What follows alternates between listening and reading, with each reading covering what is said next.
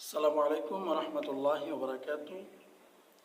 রমজানুল মুবারক মাস, বরকতময় মাস, ফজিলতময় মাস আমরা জানি।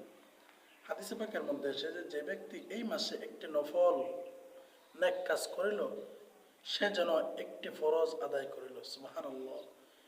একটা নফল আদায় করলে একটা ফরজের সমতুল্য হয়। সুবহানাল্লাহ। আর যে ব্যক্তি এই মাসে একটি ফরজ আদায় করিল, সে যেন 70টি ফরজ আদায় করিল। সুবহানাল্লাহ। আল্লাহ রাব্বুল আলামিন তার আমলনামার মধ্যে 70টা ফরজের সওয়াব দান করবেন।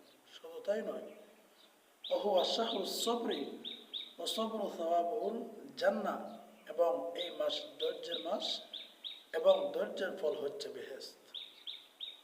বা সাহায্যের মাস, এবং এই মাসে ইমানদারদের রিজিক বাড়ায় দেওয়া হয়। সুবহানাল্লাহ। তাহলে বোঝা গেল এই মাসে যদি আমরা একটা নফল আদায় করি, একটা ফরজের সমতুল্য সওয়াব পাওয়া যায়, আর একটা ফরজ আদায় করলে 70টা ফরজের সমতুল্য সওয়াব পাওয়া যায়। সুবহানাল্লাহ। আসুন আমরা নিজে আমল করি, অন্যকে আমল করার জন্য উদ্বুদ্ধ করি। আল্লাহ রাব্বুল আলামিন যেন আমাদের ইবাদত বন্দেগী কবুল করেন।